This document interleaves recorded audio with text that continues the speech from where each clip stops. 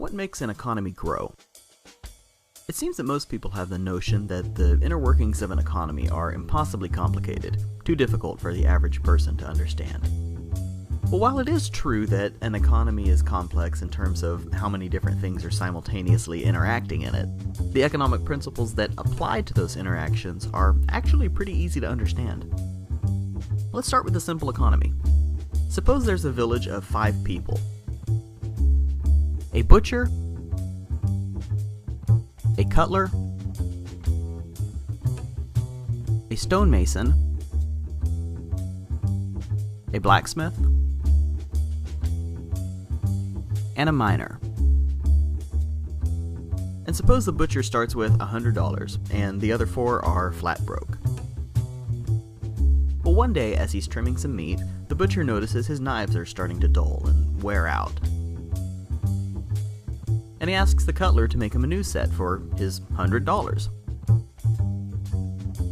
The cutler agrees and starts working.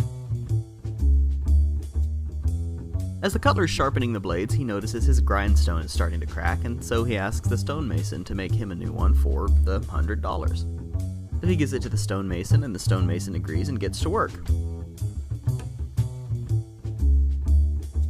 As he's chiseling away, he realizes he could use a new chisel. So the blacksmith offers to make him one for $100.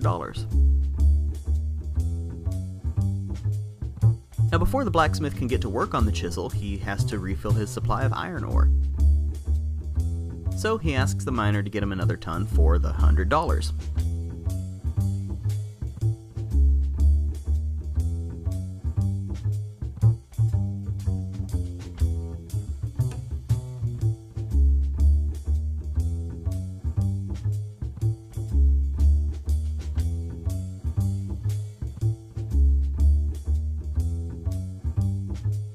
Now, the miner works all day, and in the evening he decides he could use a good meal after his long day of hard work.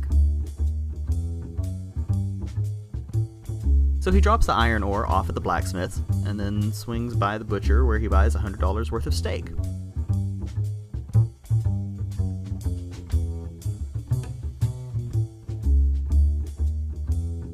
Well, the blacksmith then makes the chisel for the mason, and the mason finishes making the stone for the cutler, who finishes making the knives for the butcher. Now notice, the $100 is back in the hands of the butcher, and everyone else again has no cash. Now on the surface, it would appear that the economy is exactly the size that it was. After all, there's still only $100 cash in it. But the butcher has a new set of knives. The cutler a new grindstone. The mason a new chisel. The blacksmith has the remainder of the ore, and the miner has some delicious steaks. So while the total number of physical dollars has remained the same, the economy has grown in value. See, true economic growth only comes when value is added to the economy. Growth does not come from simply putting more money into it. Suppose, for example, that everyone suddenly received a big pile of money. Well, pretty soon no one would want money as much because everyone has plenty of it. Inevitably, people would have to offer more money to trade. And at that point, prices and wages have both risen together. Only the numbers will have changed. The actual value has not. See, the only reason we use money is for its convenience.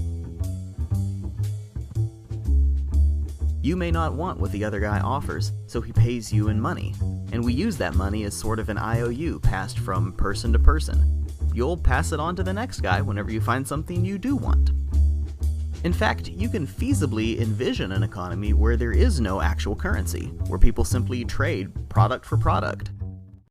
In a village. So I gathered those chickens, Angie. Fishing for an empty bottle, Lunk? Not in this life, lady. Just the bottle for the chickens, like we agreed. Later, in a drugstore. You know, if you bring me some mushrooms, I can take that empty bottle and fill it with a blue potion! Say what? An economy such as this would still be able to grow, despite there being no currency in it, because it's the value from the trade that grows it. After all, this economy didn't grow from the money being passed around, it grew from the products that people created. It grew when the cutler made the knives for the butcher. It grew when the mason made the stone for the cutler. It grew when the blacksmith made a chisel for the mason. It grew when the miner dug up the ore for the blacksmith.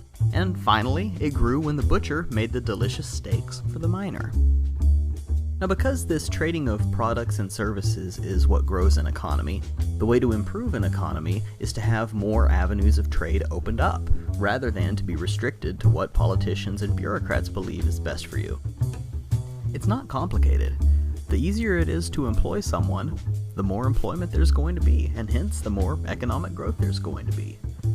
And it's important to note that even though all politicians sincerely claim to know what's best for us and to have our best interests at heart, many of them are only thinking of